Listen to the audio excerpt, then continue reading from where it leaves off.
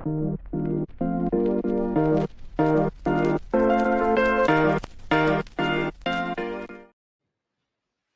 up, guys? Welcome to the Roof Monkey podcast. I'm absolutely excited to have you guys on here.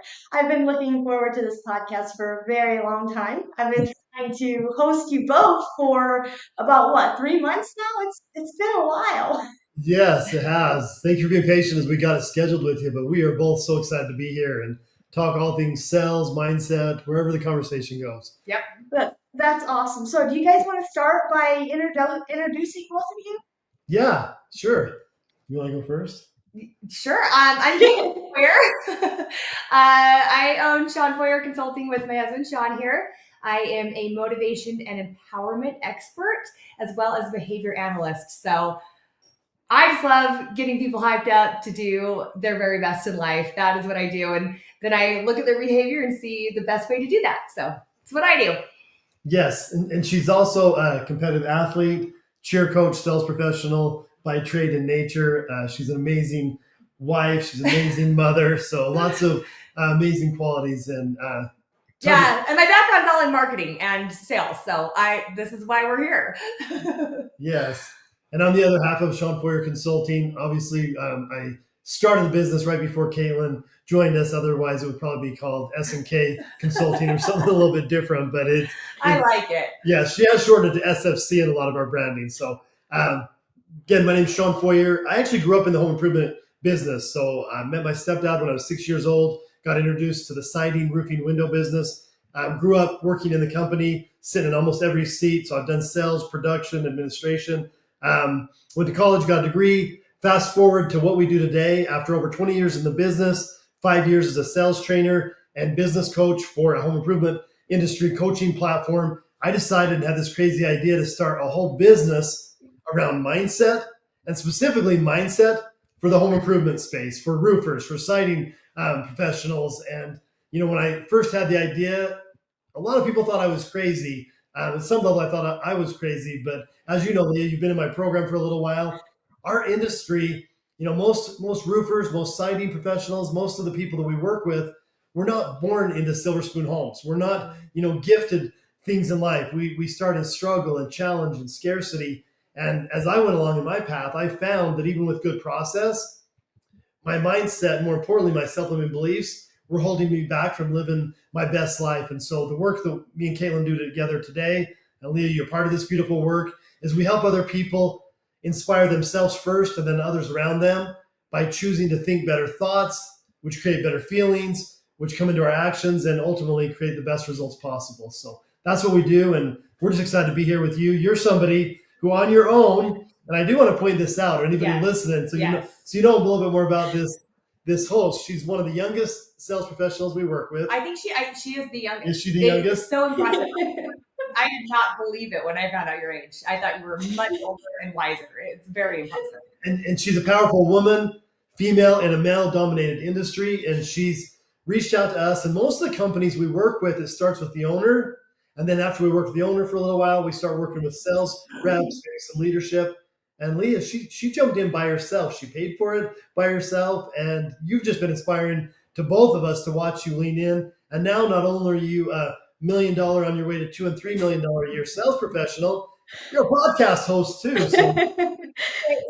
I always use you as an example when people are like, oh, I can't do this, I'm too young, or, oh, I'm not, I can't do that yet. And I'm like, yes, you can. Let me tell you about this amazing person. And it's so funny. Shawn said most of our companies, actually 98% of our companies start with the owner. And so that really speaks kudos to you, Leah, that you were like, no, I want in, I want to do better. How can I better myself? I'm not going to wait for someone else to do this for me. I'm doing it for me. And that is something that I think is severely missing in your generation. So I just have to give you kudos for that. It's so impressive. Yes. Well, and you are a sales professional. When we talk, as a sales professional, how do I make more money? We'll get better at your craft and get better mindset. And you are working with us to get better mindset.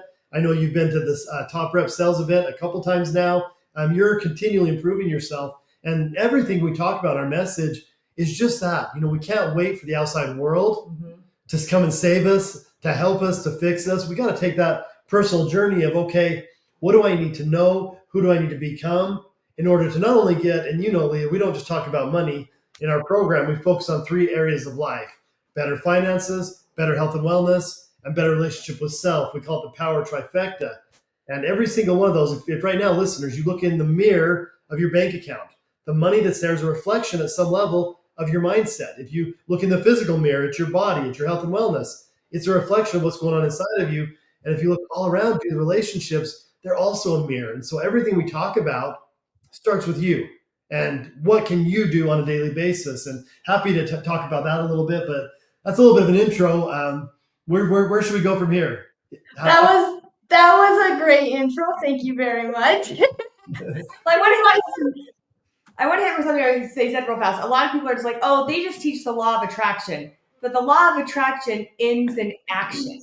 And that is what our process, what our program, we teach you to do, not just like sit around and manifest things like in meditation. Yes, that's part of it. If you can't see something in your mind, you can't hold it in your hand, but it's all about action, and you embody that quality so highly. So I'm very excited about today. That is one thing I love to expound on, is taking the action part of it. And I think that leads back to something you already mentioned, is the scarcity mindset.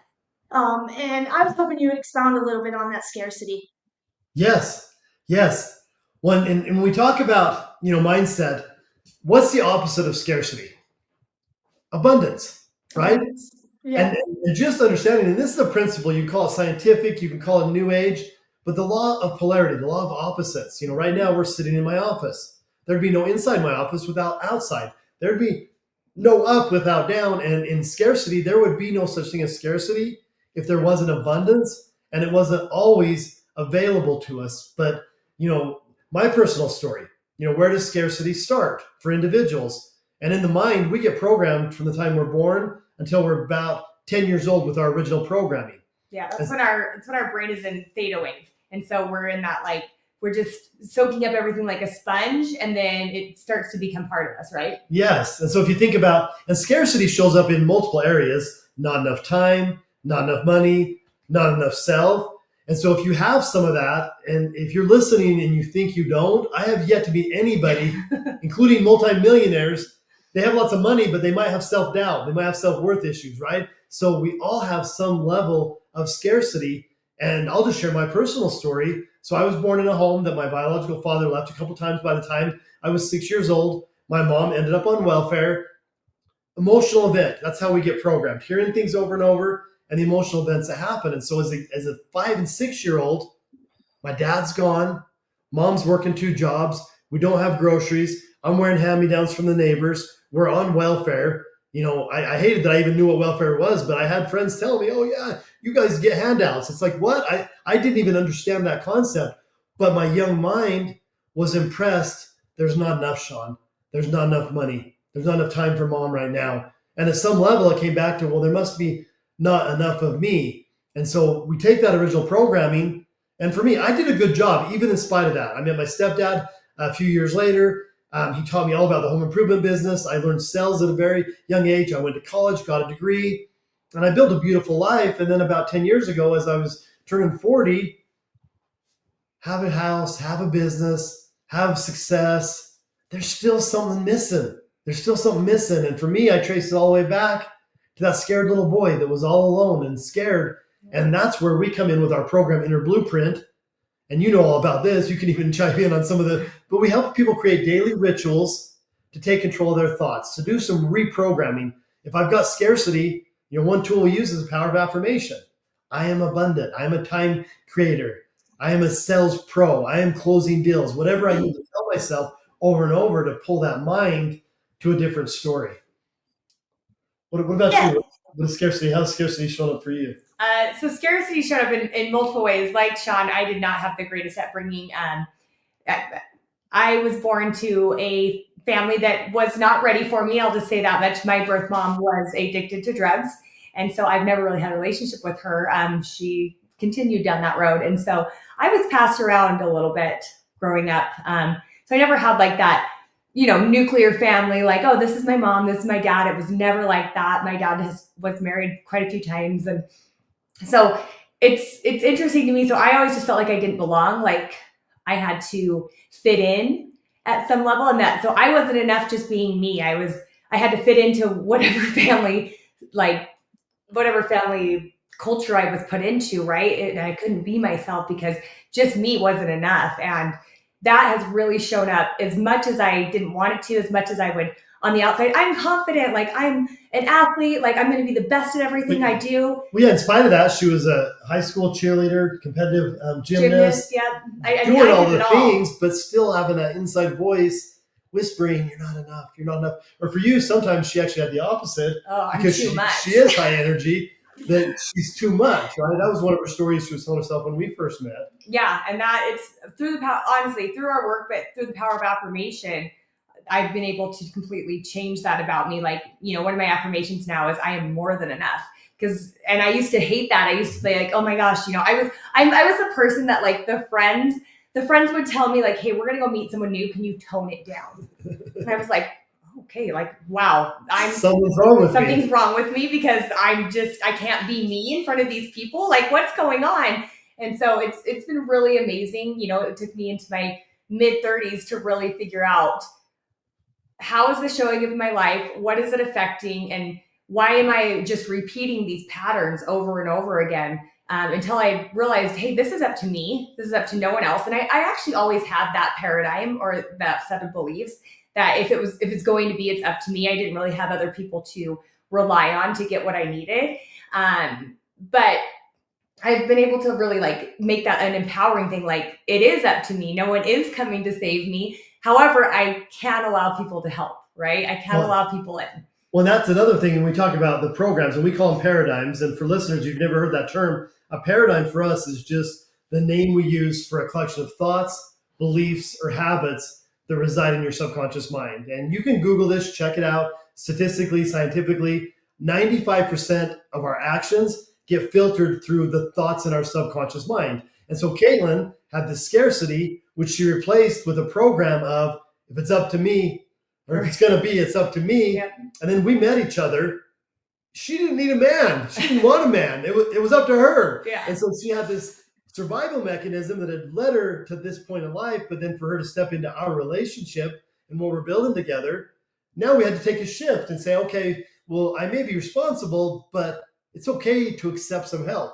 And, that's another thing. We have a lot of people that have, I call it the superhero or the Superman or Superwoman syndrome, where because of life's experiences, we can't trust anybody else. We can't rely.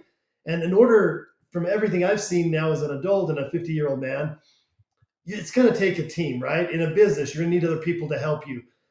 In a relationship, it's going to take a couple, two of you working together. And in order to do that, we have to let go of the scarcity. Yeah. We have to let go. Maybe we have some paradigms about love and relationships.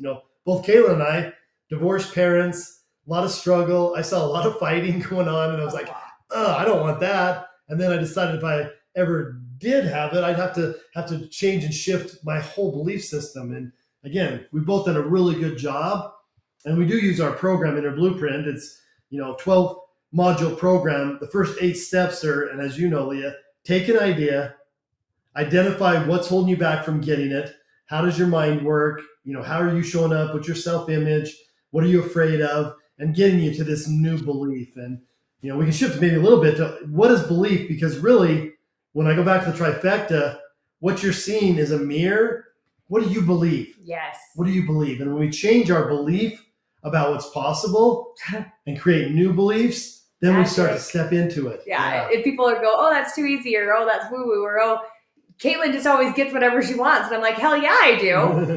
Because I believe it's for me. And that's why. And it is really amazing. And, Shawn hit on one important part there that I've really done this deep dive the past 5 years into connection, because I truly believe that our human experience, like the reason we are here in this human experience is for connection. Like that's our purpose, is connection. And we block that. So many people block that in so many ways by not being vulnerable, by not asking for help, by not admitting, hey, I don't know it all. Or, hey, I need some help here. Like it's a scary thing for a lot of people, especially in the sales industry, to be like, I need some help, right? Like I actually don't have this figured out. I thought everything I was doing was working. Now it's not. I need some help. But it's a beautiful, beautiful thing when you can realize like, that's my purpose here in life, is for connection, right? That's why we're talking today, Leah, is all about connection. And so, yeah, It's magic. It's magic. Life is truly magic when you look at it that way.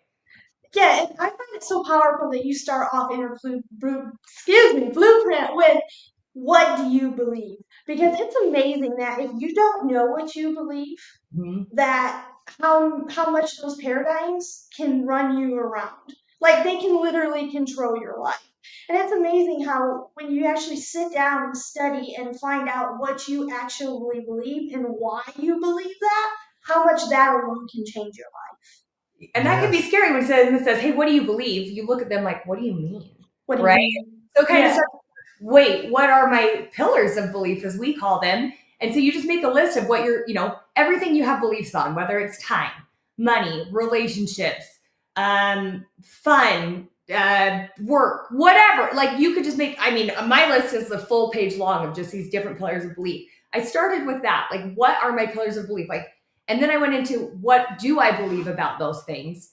And then I went into why do I believe those things? And it's so funny because we break it down really simple, but when you dive deep into it, you realize all of your beliefs come from other people. Come from other people, right? They come from the people that raised you in some way, whether they were family members, coaches, trusted advisors, friends, whatever it is. And they're not even ours. We've just adopted them from someone else. And so to take that power of, wait a minute, I believe this about relationships because I saw, my dad get divorced a bunch of times. Like this speaks to Shawn and how great he was. I grew up in the home improvement industry as well. My dad was he was a pilot, then an electrician. My dad was like me, all over the place, and then owned a small equipment rental company in the home improvement space. And I always said, I will never work in the home improvement industry. I watched my dad own his business.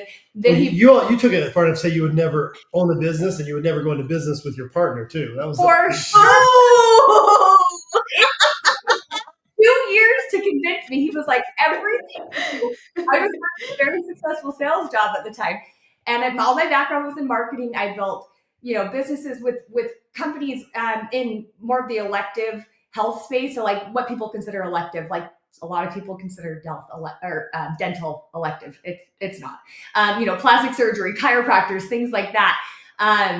Building culture. Like, what are your core values? What do you believe? What are your goals? And so many business owners go into business just thinking, I want to own my own business. And they don't know any of that.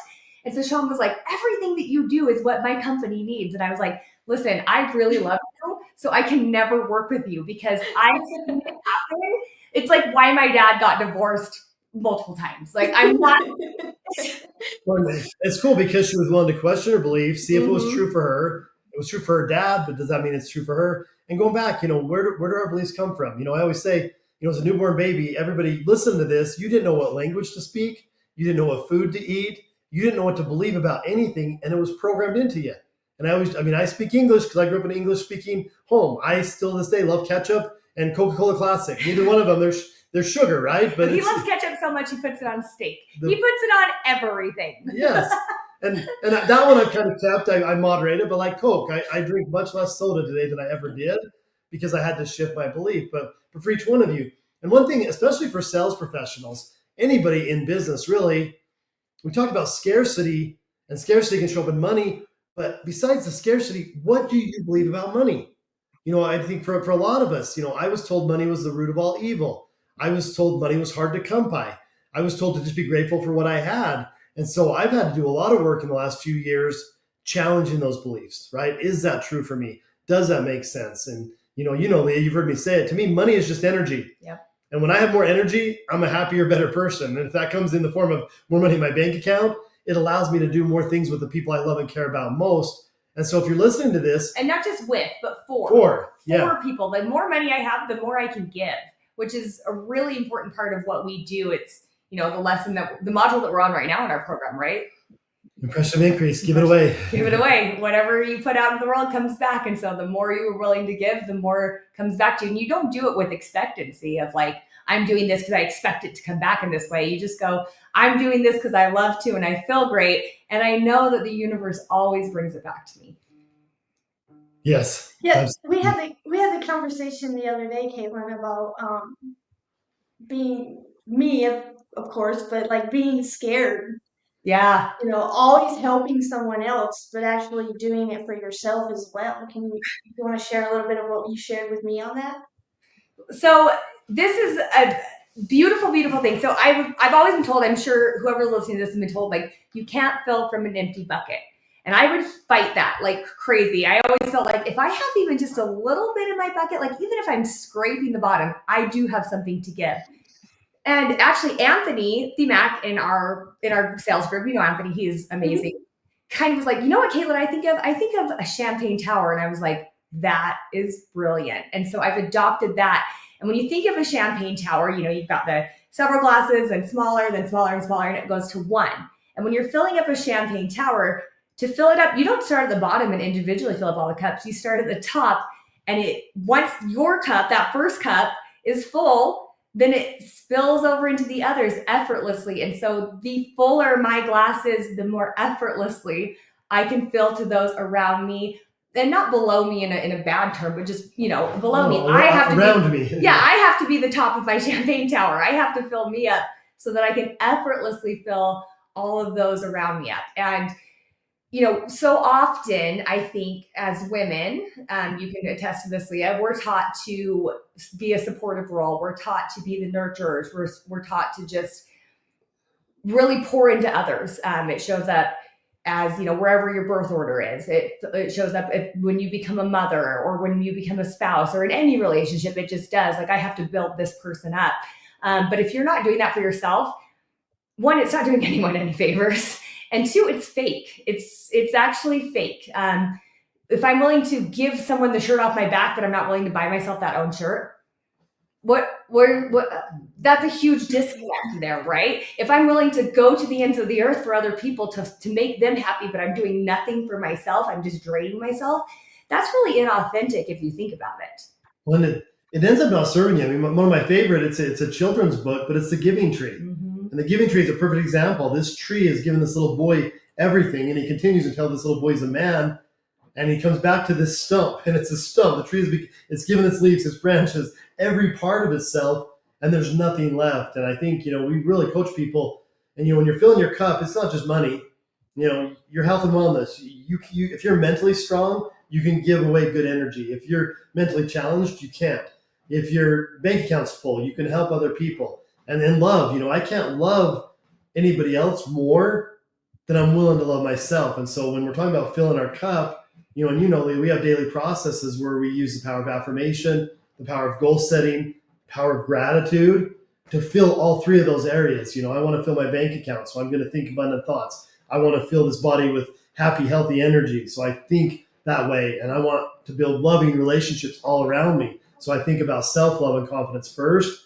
And as I do that, and we do use the analogy of the cup, like I got to fill my cup. And, we recommend everybody and listeners, if you want to take some action on this, start a 30-minute daily routine. And it's very simple. 15 minutes of the 30 are listening to good material about the mind to give yourself better awareness to exactly what we're talking about. We have our podcast, Inner Blueprint, that's all about it. Joe Dispenza, Bob Proctor, Wayne Dyer, Jack Canfield. There's Mel Robbins. So much good information. So and if you're a sales professional listening to this, you've got windshield time.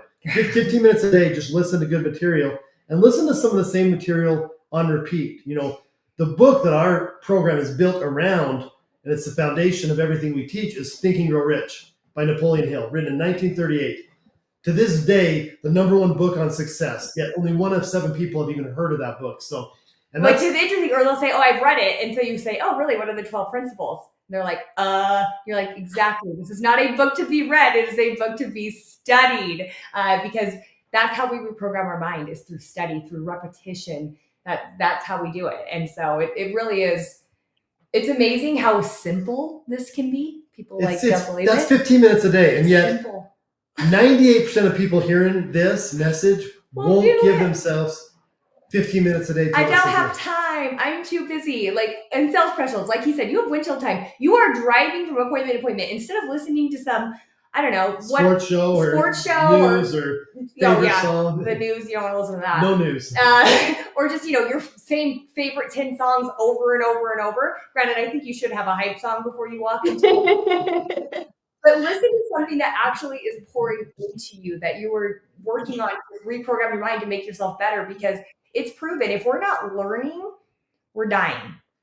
There's no, like, if we're not growing, we're dying. There's no in between. There's no standstill. It's either you're growing or you're dying. And so that's why you see people too that have this life where like nothing changes. They wear the same clothes. They like the same music. They eat the same foods. They have the same routine. They make the same amount of money over and over again. And they're not living life to live. They're living life to die. And it's sad because it's very common in America. Yeah. Oh, I know. Sorry. I want to finish that for listeners if you like that part of it. So 15 minutes of good material. And then the second 15 minutes, break it down. 5 minutes of speaking about your goal. Yep. 5 minutes of affirmations, positive, present tense, who you want to create, what you want to create. And then 5 minutes of gratitude. And this is a simple version. If you want more information, you can reach out to Leah, myself. We've got lots of free online information about this. But in 30 minutes a day, you can transform your life. You literally can. And we're proof of it. Like Leah's proof of it. She's stepping into it right now. It's like you put rocket fuel on your life when you add a 30-minute daily routine. Even when you think you don't have time, there's habit stacking. Like mine works. Like Shawn and I have very different routines. We do not do the exact same routine every single day in the same order. Like I wake up, my alarm goes off, and I put on a gratitude meditation. Right? His alarm goes off. He's up. He's in the sauna. He's doing his whole thing right then. I need to take a little more time. I need to listen to gratitude to get me out of bed.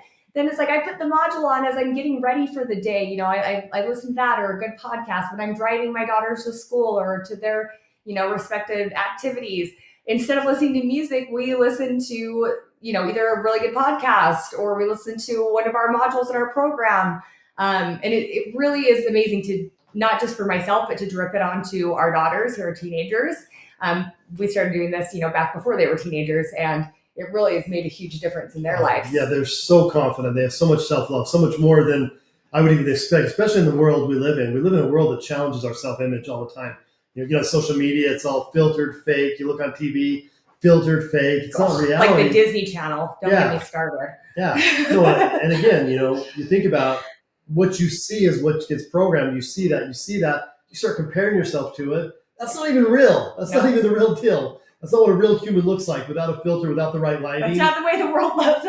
On Disney, I always say the Disney shows, like the kids are always running the show. They think their parents are dumb. They like sneak around their parents' backs. And I'm like, to my daughters, like, no, that's not how that works. Absolutely not. Like, we're not watching that. You're going to do something different. Yeah, it's amazing because, you get so engrossed in that life that it almost becomes your reality. Yes. And it consumes you. It utterly consumes you so quickly that. Well, and it's, even for your generation, you grew up with that, right? You grew up with social media, and maybe you didn't particularly, right, because of your upbringing, but most people your age have had social media since they were, 10 years old. We didn't have that. Social media didn't come into play until I was in my early 20s. Like, it wasn't a thing. We didn't even have the internet. He didn't have I did not have the internet. He was a little bit older. I had a pager just to date myself. I had a pager. Coolest thing ever. I had to use a payphone to answer the page, right? I didn't even have a cell phone yet. But for cell phones, I was one of the first people. I think there was about 5 people in our high school that had cell phones, and I was one of the first people to have a cell phone in my high school because they were so brand new at the time. I mean, this was early 2000s, so yeah, it's crazy. And so now I think it's more important than ever to make sure that you are filling your brain, your mind, all of it with positive, material that you're actually learning from, not just the mindless stuff you see scrolling on TikTok or, Instagram, Snapchat, whatever it is that is so prevalent right now in the youth's lives.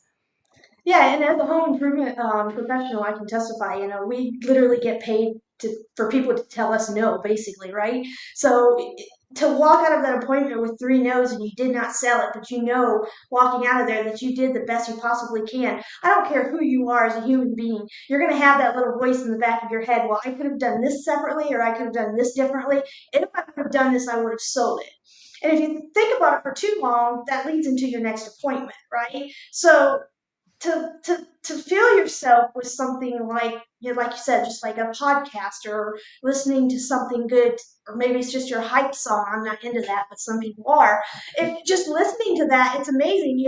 If you start making a habit of it, you will see the difference very quickly. Very quickly. Yeah, Shawn always calls that, because even if your closing ratio is really high for the industry, like 40%, that still means 60% of the time you're getting told no. And so you're right, you can take that into, your next one. Let's say you had 6 leads today, you're on your 4th one, you haven't gotten a single yes yet.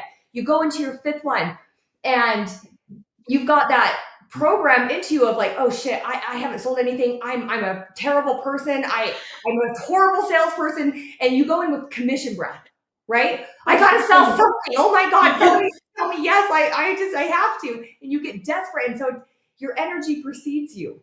And people have heard that term, but it's really true the way you show up. So if you show up confident, like, yeah, I even if you're delusional and telling yourself, I just sold those last 5, and you are so lucky I'm here today because I'm going to teach you so much about what roof is, what's on your roof, why you need it. It's really cool. And I actually have to give you props, Leah. Your social media is one of my favorites. It's one of the most impressive. I actually know nothing about roofs. Actually, before we started this podcast, I said, God, I hope she doesn't want to talk about roofs. I don't know anything. I do. But I learned from you. I mean, you even just the other day had something like a little roof Q&A, like, what is this? And you put a picture on it and you have like, is it hail damage? Is it like a bunch of different things? And I was like, oh, I can't wait to learn this answer. I don't know, because a really important thing to think of too when you're going into sales is just because you do it all day, every day, doesn't mean that the people you sell to do, and they typically have no idea. And so you have to talk to them as if they're at a 4th or 5th grade level for their understanding, right? And so I think you do such a great job of that, of just educating people. Hey, this is what's going on your roof. I love that you always have your drone, or you get up on the roof and you show people like, look at this. And we don't know. I have never been on my roof ever once. I have not. Haven't done it.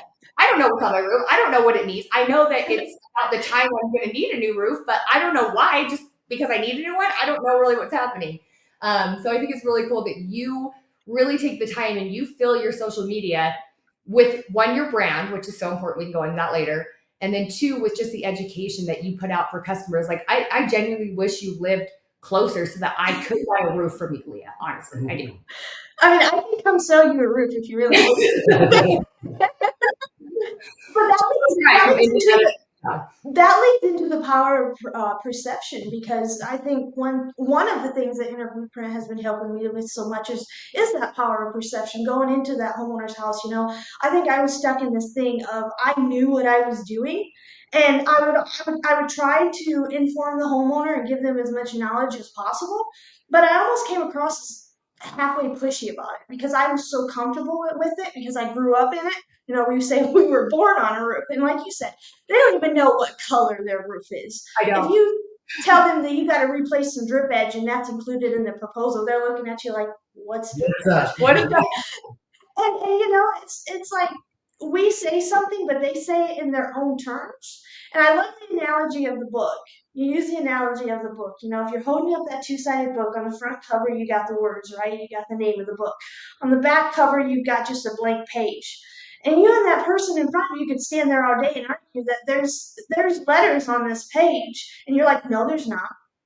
Because they are seeing it, you're just not seeing it.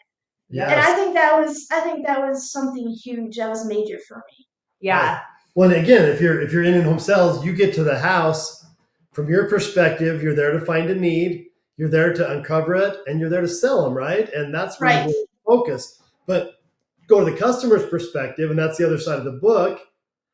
Most of the time, they just invited a stranger from the internet to sell them something. You want to talk about a bunch of negative paradigms and energy coming up for them? They're anxious. They don't want you to sell them. They don't want to buy anything right then because they don't trust you. And so to me, with that power of perception, if I go there and in my mind go to what it must feel like, the first thing I'm going to do is make them feel comfortable, not sell them. Make sure they know that I'm an honest person, that I'm here not to sell them. I'm here to serve them. And hopefully if I serve them enough, they're going to want to buy from me, but remove the pressure of the sell. I think that's important. Well, we can wrap a little bit here too, Leah, because I discovered the mindset work I did less than 10 years ago. I had ideas about it and concepts, but I grew up in process and I was a sales process person, 10-step process. Start with the pre-approach, needs assessment, go through all the steps. And I even, after I left my home improvement company, my family business, I went to work for a national sales organization that had a 10-step process. I became their lead sales trainer. I was teaching sales pros from all over the United States. But this is where my personal aha came. And you understand this fully. And listeners, think about this. If I teach a proven process, I can teach the same process to 5 reps. The process is going to be the same. The results are going to be completely different. And if you think about it, what is the belief and the mindset of the rep? One of the 5 reps might become a rock star with this new process. 2 or 3 of them might stay about the same. One of them, and I experienced this. It was as a sales trainer, the most frustrating thing you can have happen is to spend 5 days at a boot camp teaching somebody and have them leave and be worse for the time they spent with you. I had that happen. Guys quit or get fired within a few weeks of learning the new process. And that's where I went to, there's got to be something else going on here. And it's the mindset. What do you think about the price? What do you think about your company? What do you think about yourself? Those 3 factors are going to have more to do with your results than the actual process. I know in the business I grew up in, Ted Norton was his name. He's the founder. The guy could sell ice to an Eskimo. He didn't need a process. He had so much belief in his company, in his price, and in himself that he could just personality sell all day, every day. Yeah. Well, that doesn't always work. So if you take a really good process and then you take some of our work and you add good mindset to good process, then you get really good results. Yeah, and getting ready to wrap up here. One thing I was thinking about is reps are so quick to brag about when they're doing good. Maybe their close rate's at 45%, and they're doing so good. But 2 weeks later, you don't hear anything from Bob, and Bob's at the bottom of the ladder, right? And so it's keeping that mindset of winning while you're losing. Yes. And to me, that's where the 30 minutes a day that we shared earlier comes into play. If I'm on 3 days in a row of getting my ass kicked, getting rejected, if I'm not doing something every day to put on, and I call it my positivity mask, like let's put on some happy today. Let's put on some inspired. Let's put on some yes energy. I have to create that on my own because no, yes, no, yes is going to wear you down over time. And that's where you do, even when you get on like you say, a winning spree, eventually, if you're not doing something intentional to stay up there, you're going to end up falling. And when you fall, a lot of us, I've had this happen to me. I get in slumps without mindset work. Oh gosh, it's not pretty. Yeah. And it's okay to fall. Mm-hmm. It's okay to fall. I used to believe that falling was a failure. And once you believe that and you actually fall, you're not going to get back up there. Every time you get back up, just the process of getting back up makes you stronger. There's an old Chinese proverb, fall down 7 times, get up 8. And that's literally all it is just keep getting up. And every time you get up, you're going to get stronger. And if when you get up, you reinforce yourself with positive thoughts, feelings, and affirmations, you're going to continue. We talk about higher highs when you get on a tear and higher lows, catching yourself as you come down and lifting yourself back up before you go fully down into the slump region that none of us as sales reps like. I mean, a good analogy is to think like if I was to climb Mount Everest, right? I wouldn't do it all in a day. It would take some time and I would have to do it in increments, right? And let's say I'm climbing and I get stuck. There's a huge storm. I feel like I can't go on any further. And I fall down and I stop. I'm only a failure if I completely stop and go all the way down to the bottom again. If I stay where I am and I get up and I keep going, I'm still climbing Everest. Like I'm still, and that's exactly what it is when we think we're failing or when we think that we've fallen down and we're bad. We're not starting from the beginning ever. We're starting from where we stopped last. And that is a constant improvement. It's a continual improvement of making yourself better. Sarah Blakely, the owner of Spanx, this is a really important concept. Her dad used to sit down, her and her brother at the dinner table and ask, what did you fail at today? Because one thing a day. Their assignment was to fail at something every day. And that's how you learn, right? That's how we learn what works, what doesn't work, how we respond to those things that don't work is by failing. So I welcome failures. I fail every single day at least one thing. I have to. just like we discussed not even an hour ago on the bonus call, if you don't have those failures, like you just said, you're not learning. If you just have this win, win, win, win, win, win, win, what are you getting at? Yeah, I mean, I always say, winning all the time isn't that good. I mean, there's an analogy of the trust fund kid that's crying in his Ferrari, right? It was all handed to him. There was no effort. And without any effort, there's really no enjoyment. You can't enjoy it because at some level you know you didn't earn it. And that's where lack of self-worth and some of the other things that we talk about, they get compounded. Like, for me and Kaitlin, we've shared, we both started from very humble, very scarce beginnings. Yeah. And because of that, and because of the hard work we've done on ourselves and with others, now that we have success, I feel like I enjoy it and have more gratitude than most people. And it's that perspective of having, been on welfare, of having been broke, and it just didn't, I shared it happened to me as a young child. I had it happen to me again about 10 years ago. I got my ass kicked by life.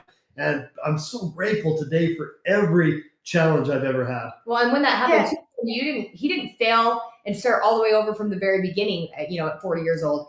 He started from where he was, right? So he was able to get back to a really great level. And then together we were able to build even more. Better.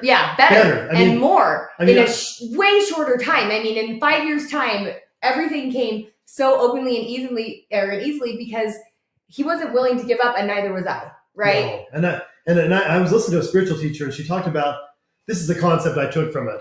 At 40 years old, I lost everything in the physical world. I lost my house. I lost my business. I lost a lot of personal relationships around me. I had my physical health challenged. I lost all the stuff. I didn't lose me. Mm-hmm. And I kind of lost me for a minute. I lost awareness of me. But once I realized, hey, the guy that built all that cool shit with a bunch of limiting beliefs is sitting right here. And if he works on those limiting beliefs and he rebuilds it, he can do it even better this time. And me and Kaitlin in 5 years together have built the most amazing business. Leah, you're part. We had testimony meetings on our calls today where clients were thanking us for the space we create for them to come into and share. And, physical stuff, the house we live in, the cars we drive, the happy, healthy bodies, prescription free, living our best lives. That came from inside. That came from doing the work. So if you're listening, I hope we've inspired you at some level. Pick up a copy of Think and Grow Rich. It's on Spotify, Apple. There's a shortened, condensed version by Earl Nightingale. Implement some kind of a daily ritual. Do some daily gratitude. Take what we've talked about and put it to action. And if you're not familiar with us, you can find, there's only one Shawn Feurer on social media. My name's very unique. Find us on Instagram, on YouTube. We drop free information all the time to keep you inspired, to keep you motivated, and keep you on the path to greatness. And if you're not going to wake up and do your half-hour rituals, if you don't want to do that, that's fine. Waking up before you even get out of bed, 6 words can change your whole day. And that's thank you, Lord, for another day. It's amazing. It is amazing what starting your day out with just a little bit of gratitude. It's not I have to go to work. It's I get to go to work. Yep. And it's amazing what that can do for your day. Yeah, I get to be alive. Like there's people that went to sleep last night and they didn't wake up today. And I love that. Leah, with me, gratitude is one of my most important tools that I use and that I share is 5 minutes every day of just being grateful, and not for the big things, for the little things, for air in our lungs, for the sun coming up, for drinkable water. We literally live in a country where we have drinkable water. There are kids that are thirsty right now and they're struggling to find drinkable water. We don't have that problem. No. We might have other problems, but to minimize the effect of those challenges, just do some daily gratitude. Yeah, because chances are, if you're listening to this podcast, you have all of that. You have technology to listen to us right now. That's more than some people have. Yeah, of most of the world, honestly. But yeah, hey, I greatly appreciate you guys being on the podcast. I enjoyed it very much. And one question, I think you already answered it, but I ask it at the end of every one of my podcasts. If you were to give advice to someone who's maybe struggling with mindset or maybe struggling in the home improvement industry, what would you give them? Mine would be gratitude. And we just barely spoke on that a moment ago, but gratitude is the secret sauce. A lot of people get caught up in, I always want more, I want more. And maybe that's a selfish thing. I shouldn't want more. I should be happy with what I have. Being insanely grateful for everything you have at this moment makes everything that you want come into the physical, come into reality so much quicker, right? Not I'll be happy when, it's I am happy now. And I'm so excited for when these things, one question that Shawn and I ask each other multiple times a day, we ask it to all of our clients, we ask it to our children, we ask it to our friends. Sometimes we get really weird looks, but how does it get better? And the only answers are either it just does or I cannot wait to see. I cannot wait.